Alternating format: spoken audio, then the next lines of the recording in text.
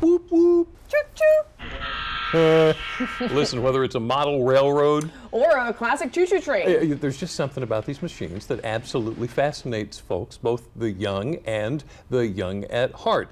However, at the beginning of the 20th century, it wasn't the captivation that kept people talking, it was murder and mayhem. Yeah, sounds kind of dark, right? Right. Well, historian Mike Dixon is here to help us kind of make sense of it all.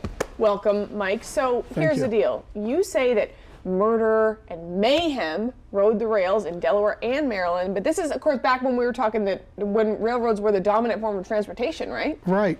Well, you know, I, as a historian, I do a lot about community development. And I, of course, in the turn of the 20th century, like you're talking about, I was always looking at railroads and researching things. And then I would see train robberies, terrible accidents, catastrophic explosions.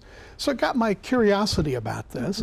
And that's where I came up with this idea, because it did. Murder and mayhem rode the rails in the last couple of decades of the 19th and top of the 20th century. Do I understand that railways were like the leading cause of death at the time? They were. It was a dangerous job for those that were routinely doing work on the railroad. You're getting all sorts of accidents. Railroads employed their own medical surgeons because there weren't hospitals around. Right. And then it attracted major accidents like enormous explosions that level a town or so on Delmarva or burn out a community. And then there were the wayward types, those that tended toward the other side, the dark side.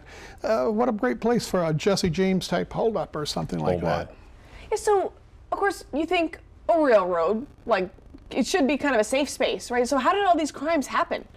Well, it was just the nature of our evolving criminal justice system at the time, the nature of think of itinerant populations today. This is where you get bus stations, we still get them today, but we have modern police agencies to respond. Right. Well, in this day, not so much, but you get these really great railroad detectives. The railroad says, we got to do something about it. So they begin employing railroad detectives. You got this Detective Jones who works up and down Delmarva from Cape Charles up to Wilmington. And his job is to look for these troublemakers on the road. Right. Okay, so you were talking about explosions and mayhem here on Delmarva. Any come to mind? Yeah, sure. So Greenwood, Delaware. A couple of years ago, the library had me do a program. That town was devastated by a railroad explosion. Two trains in the middle of a snowstorm collided right there at the quiet little Greenwood station. It was in the middle of a terrible snowstorm, and they were carrying explosives from the DuPont Powder Works over by the New Jersey Bridge over at the Jersey side. Right. Because not quite World War I time, but it's coming on. They also had flammable liquids, and in the middle of this blinding, freezing, frigid storm, it levels this town. Engineer brakeman dies, every building in the town is leveled. And where do you go in the middle of a disaster in those days? Ooh. So they telegraphed to Salisbury, and Salisbury's putting up a special train to run up to help them out. And you run into those kinds of things. When they finally investigated, they said it was really some kind of secret black powder coming from the government over in New Jersey, over in Carneys Point, to help with the war effort in Europe. But there were no safety regulations for transporting hazardous materials, and it'll actually come out of Greenwood. And there was another, of course, kind of deadly incident in Delmar with fog. You're right. So in Delmar, Trixie the talking horse was really special cargo. Coming down on the special express with passengers heading to Norfolk, and in a blinding fog, it collided with a train in Delmar.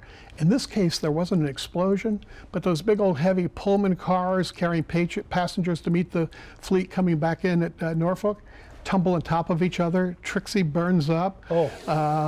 She was the talking horse too, they said. But 5 or 6 railroadmen lose their lives in that fire. Once again, Salisbury and other towns will commandeer trains because we don't have roads. Right. And they'll put their steam engine or their fire apparatus and rush to try to help the stricken people of Delmar.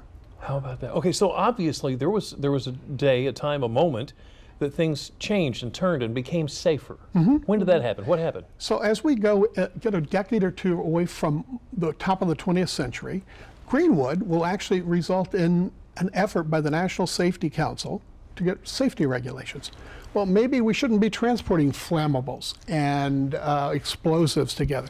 Maybe they should be placarded so that people will come. And it starts off, it puts a real boost on national safety organizations and emphasis on safety rules and regulations. Right.